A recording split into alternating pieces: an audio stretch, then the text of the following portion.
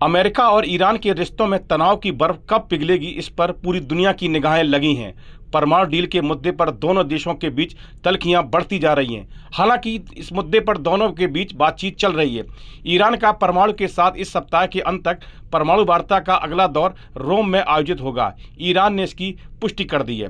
पहले इस बात पर संदेह था कि वार्ता कहां आयोजित होगी। यह जानकारी तब सामने आई जब ईरान के राष्ट्रपति मसूद पेजिशकियान ने औपचारिक रूप से अपने एक उपराष्ट्रपति के इस्तीफे को मंजूरी दे दी, जो 2015 के परमाणु समझौते में तेहरान के प्रमुख वार्ताकार थे। अंतर्राष्ट्रीय परमाणु ऊर्जा एजेंसी के राफेल मारियानो ग्रासी भी बुधवार को इस्लामिक गणराज्य पहुंचे हैं।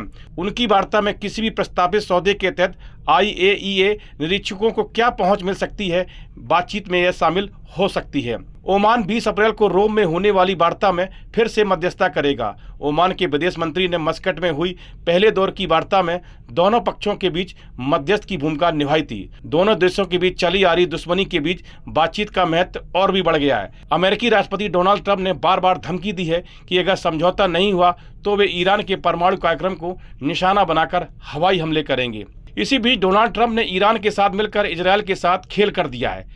इजरायल ईरान पर हमला करने के लिए तैयार बैठा था, लेकिन ट्रंप ने ऐन वक्त पर इजरायल को हमला करने से रोक दिया है। न्यूयॉर्क टाइम्स की रिपोर्ट में ट्रंप प्रशासन के अधिकारियों और अमेरिका के अन्य अधिकारियों के हवाले से कहा गया है कि इजरायल ईरान के परमाणु सुविधा केंद्रों पर हमला करने की तैयारी कर रहा था, लेकिन डोनाल्ड ट्रंप ने इजरायल को इजाज़त देने से इनकार कर दिया। इजरायल के लिए बहुत बड़ा झटका है, क्योंकि ट्रंप अगर इजरायल को हमला करने से रोक रहे हैं तो इसका मतलब है कि अमेरिका और ईरान के बीच परमाणु समझौते पर कोई बड़ी डील होने वाली है।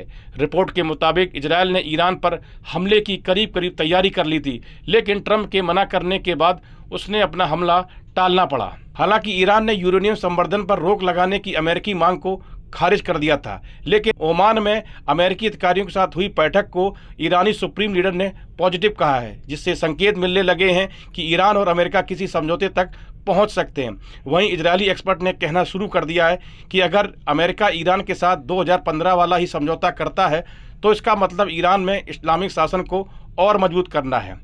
दरअसल इजरायल अमेरिका की सैन्य मदद के बिना ईरान पर किसी भी हाल में हमला नहीं कर सकता है। इजरायल के पिछले दोनों हमलों के दौरान अमेरिकी एयरक्राफ्ट कैरियर भारी लश्कर के साथ इजरायल की मदद के लिए तैयार थे।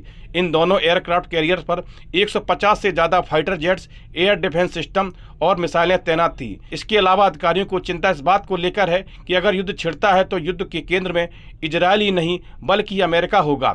लिहाजा प्रशासन ने ट्रंप को सलाह दी कि अमेरिका को मिडिल ईस्ट में एक और युद्ध में फंसने से बचना चाहिए। अमेरिका और ईरान के बीच परमाणु समझौते पर वार्ता का दूसरा दौर शनिवार को होने वाला है। ट्रंप ने वार्ता से पहले ईरान के परमाणु कार्यक्रम पर चर्चा करने के लिए शीर्ष राष्ट्रीय सुरक्षा अधिकारियों के साथ सिचुएशन रूम बैठक बुलाई है।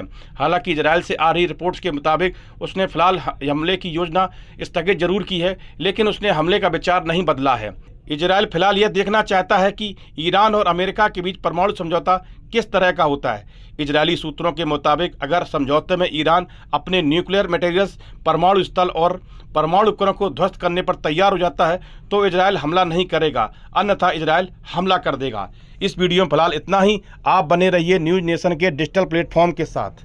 न्यूज नेशन अब व्हाट्सएप पर खबरों के ताजा अपडेट के लिए न्यूज नेशन के इस QR कोड को स्कैन करें।